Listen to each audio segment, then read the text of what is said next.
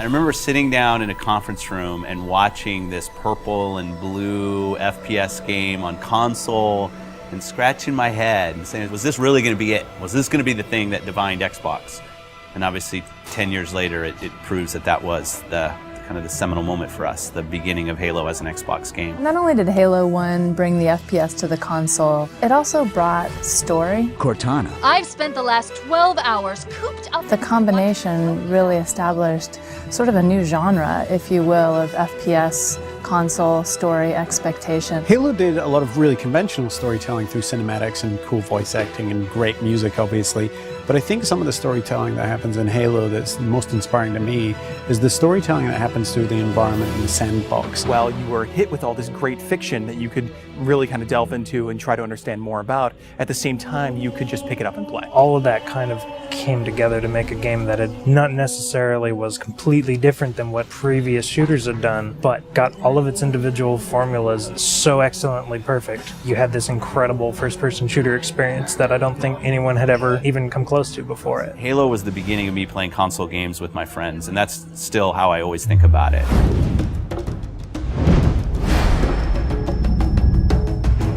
I think people have been asking for a remake of Halo 1 since Halo 2 was announced. I like to go all the way back to the day that Xbox Live came out, and the demand for Halo 1 and the ability to play, say, co-op over Xbox Live kind of started, and it built up over the years and over the years. It was the perfect timing since the 10-year anniversary was coming up. It occurred to us that there's this entire generation of people who never played the original game. If you're an 18-year-old gamer today, you were 8 when Halo came out. We did due diligence on a number of partners. The number one requirement was that it didn't impact gameplay at all. You have a classic. You have something that's just magical, right? If you go and tinker with it, you're going to lose that magic. What we really needed was someone who could work with our existing physics and gameplay engine. Saber popped up really quickly. They're like, yeah, we can do this. We can make the game look like a current generation game, and we can do it by using the original Halo 1 engine. The gameplay in Halo 1 is what's called deterministic. In other words, if you feed the engine the same input, the game will behave in the same way. And if you can apply this principle across a network, you can have two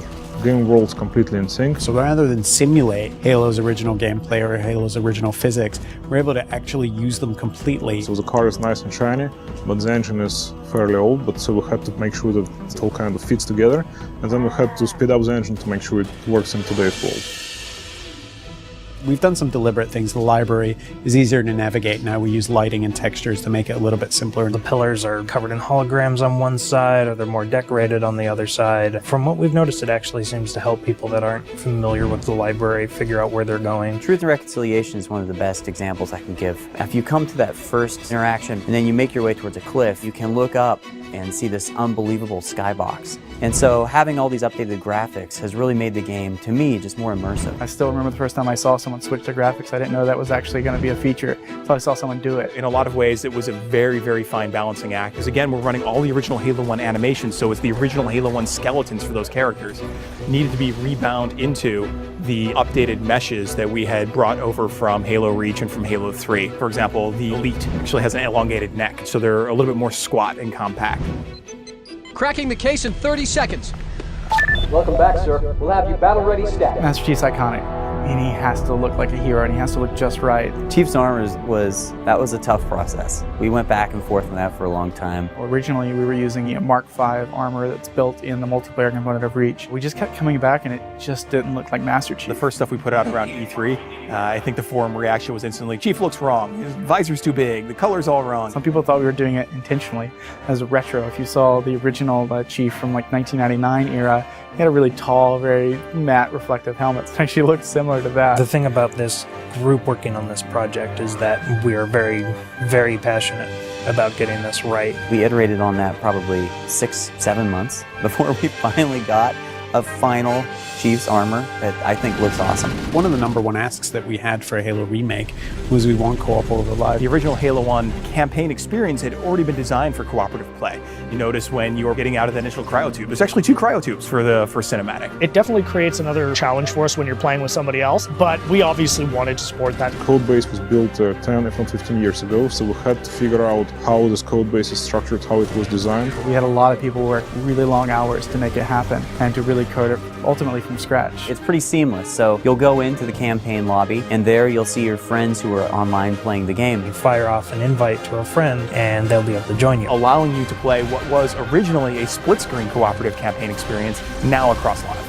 Skull on. Classically, skulls in Halo tend to affect behavior, which means the AI needs to support those behavioral changes. How do we create something that alters gameplay? Well, one of our fundamental tenets is keeping gameplay the same. Skulls are one of the tools we're giving the player that if they do want to change their gameplay experience a little bit, they can do it. Benefit to this is that most of these skulls are brand new. You've never seen them before, you never played them. Like Malfunction, where random HUD elements disappear whenever you respawn. Boom is a skull that increases the radius of explosions, making explosions more dangerous both for the Covenant and for the player.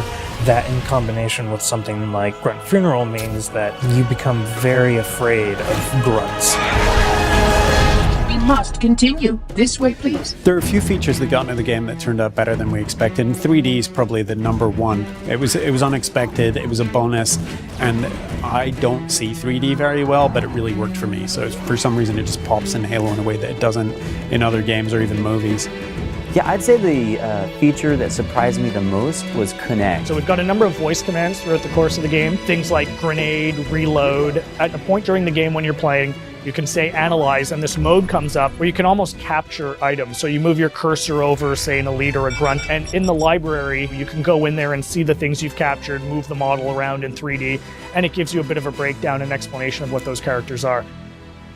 For me, when I think about Halo, I think about looking around and just the scope and the scale of everything. This is the game that started it all, and people can really dive in and play and remember what it was like to play it 10 years ago, and if you didn't play it 10 years ago, you can see what it was like 10 years ago. It's the quintessential walk down memory lane with a much better visuals. Ultimately, the thing you learn is it doesn't just look modern, it feels completely modern. Completely remastered campaign, great additional features like co-op over live, skulls, terminals, 3D, Connect, and multiplayer. Once you see it for yourself, I don't know, really, it's a pretty awesome experience. There's a lot of stuff in there for $40. We're actually really excited about the fact that there's so much there, and it's a real smorgasbord of stuff for people who enjoy Halo. One of the best values that you'll find this holiday season by far.